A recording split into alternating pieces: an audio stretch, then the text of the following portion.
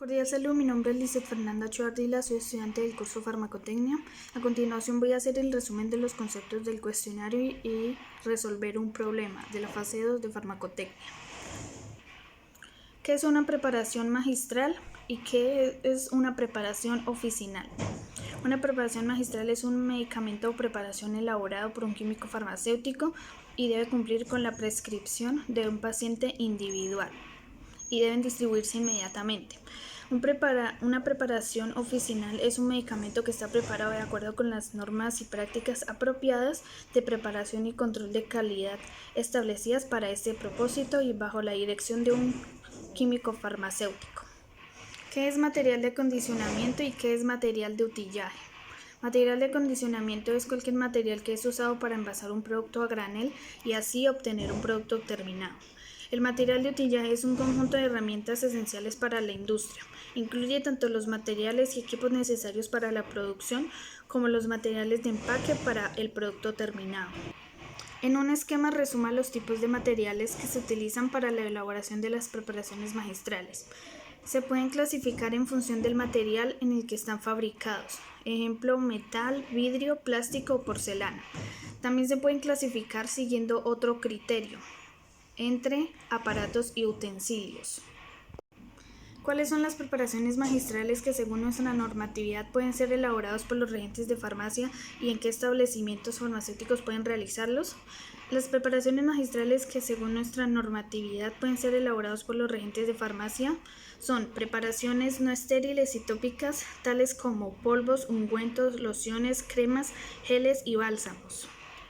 Los pueden realizar en los establecimientos como farmacias o droguerías. ¿Qué técnicas de limpieza y desinfección aplicaría usted en caso de realizar una preparación magistral? Desinfectar el piso y trapearlo con agua un poco jabonosa por lo menos una vez al día. Enjuagar los materiales con agua y jabón, luego quitarle los restos de jabón con agua y secarlos con papel de celulosa seco. Para los materiales se pueden utilizar la técnica de limpieza con vapor seco y la técnica de desinfección térmica. Limpiar los equipos con un paño semihúmedo y secarlos con papel de celulosa seco. Vaciar las canecas de basura y limpiarlas con paños desinfectantes. Características de las preparaciones magistrales no estériles y de las estériles. Características de las preparaciones magistrales no estériles es que el espacio para su fabricación debe ser identificado claramente. Durante su fabricación no se debe realizar otro tipo de tareas. El lugar debe estar iluminado, limpio, ordenado en buenas condiciones sanitarias y de mantenimiento. Las superficies deben ser resistentes a la acción de los desinfectantes y productos de limpieza. Características de las preparaciones magistrales estériles. Su fabricación se debe llevar a cabo en un lugar limpio conforme a las normas de limpieza. Se necesita la esterilización. El ingreso a su fabricación debe llevarse a cabo a través de esclusas herméticas para el personal y los materiales. Las áreas limpias se deben suministrar aire limpio pasado por filtros de eficiencia comprobada. Se debe llevar a cabo en ambientes con sistemas de corrientes de aire laminar. ¿Cómo debe realizarse el etiquetado y almacenamiento de las materias primas utilizadas en las preparaciones magistrales? El etiquetado debe ser legible y claro. Las materias primas deben estar correctamente almacenadas, etiquetadas, hasta su utilización en la fabricación de fórmulas magistrales y preparados oficinales. En ese momento será etiquetada como producto terminado. El almacenamiento. Deben ser almacenadas con buen mantenimiento físico, químico y microbiológico para evitar la contaminación cruzada. Las materias primas deben almacenarse según su naturaleza. Se deben disponer de congeladores y neveras y llevar un registro de temperaturas.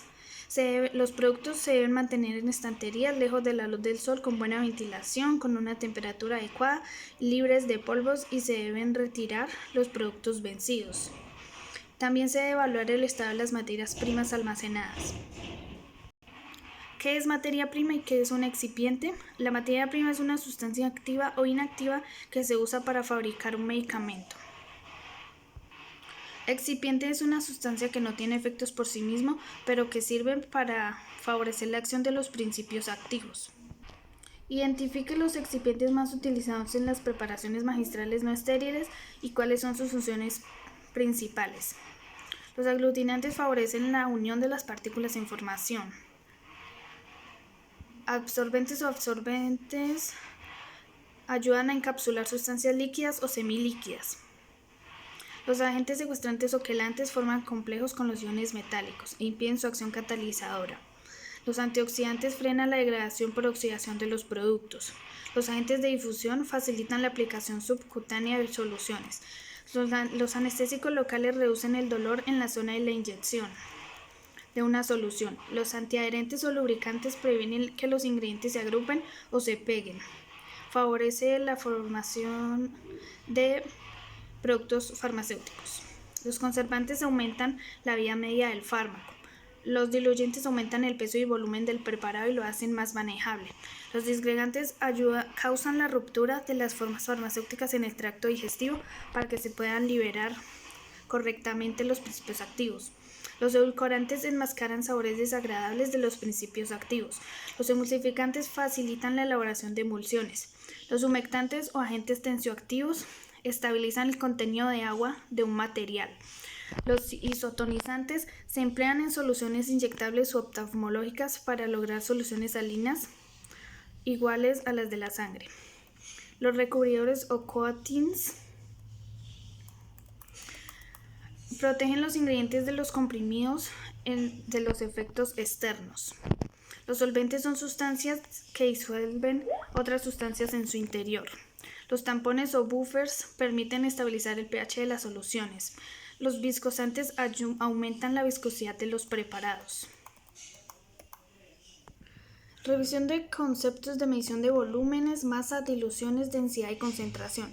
Los volúmenes son las cantidades de espacio que ocupa la masa de una muestra.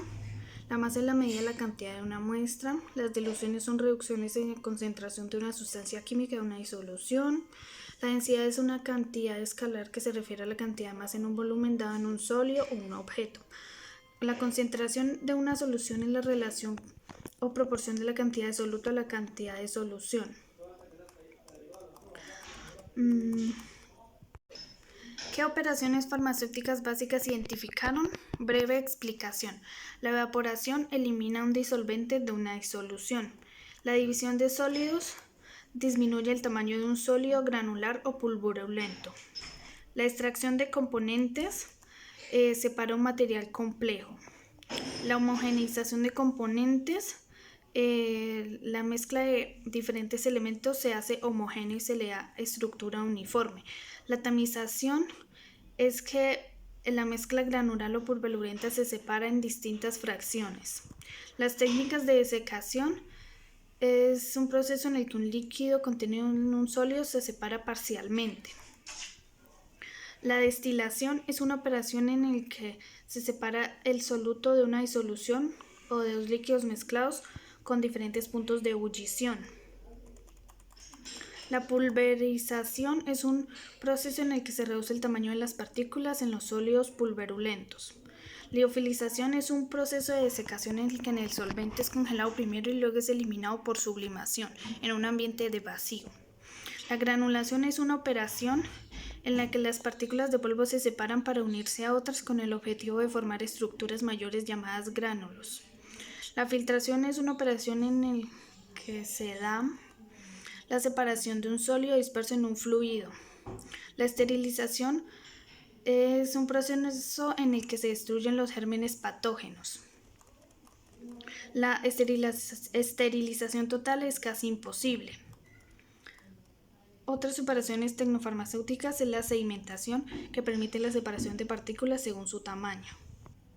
Identificar soluto, solvente, diluyente, que es una dilución. Ejemplos prácticos. Soluto es una sustancia disuelta, es decir, que se combina con otras sustancias. El solvente, de manera que puede estar en diferentes estados de agregación y sufrir cambios en diferentes fases del proceso de disolución. Ejemplo, azúcar, café, sal, carbono. El solvente. Un solvente es una sustancia química en la que un soluto se disuelve para formar una solución. Ejemplo, agua con azúcar o hierro o sangre.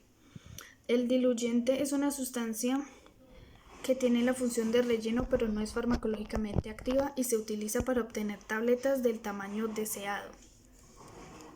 Ejemplos: lactosa, almidón, celulosa microcristalina. La dilución es la disminución en la concentración de una sustancia química en una disolución. Ejemplo: diluir 1/10 de una solución de NaCl 5 molar para obtener una solución de NaCl 0,5 molar. Con respecto a los cálculos farmacéuticos, identificar qué es una concentración peso a peso, peso a volumen y volumen a volumen. Concentración peso a peso, el porcentaje peso es la relación división de los gramos del soluto entre los gramos totales de la mezcla. El resultado de la división, que se obtiene como un número decimal, se convierte a porcentaje multiplicándolo por 100 y agregándole el símbolo de porcentaje. La concentración peso a volumen es la relación en porcentaje entre el peso del soluto en gramos y el volumen de la solución en litros, y el resultado se multiplica por 100 para dar el porcentaje. La concentración volumen a volumen es una medida de la concentración que indica el volumen de soluto por cada 100 unidades de volumen de la solución. ¿Qué información obtenemos de las siguientes expresiones? Hidróxido de sodio al 3,5% peso a peso. Esto significa que el hidróxido de sodio tiene una concentración de 3,5 respecto al porcentaje peso a peso. Solución de azúcar al 4% peso a volumen. Significa que la solución de azúcar tiene una concentración de 4 respecto al porcentaje de peso volumen. Alcohol al 1,2% volumen a volumen. Significa que el alcohol tiene una concentración de 1,2 respecto al porcentaje volumen a volumen. Ahora la resolución de un problema.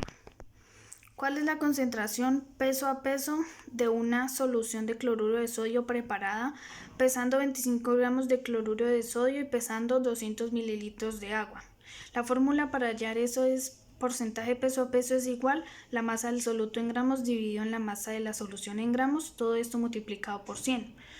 Porcentaje peso a peso es igual, se divide 25 gramos dividido en 200, que da 0,125, esto se multiplica por 100 y el porcentaje peso a peso da como resultado 12,5. Las referencias bibliográficas están en el trabajo final de la fase 2 de farmacotecnia.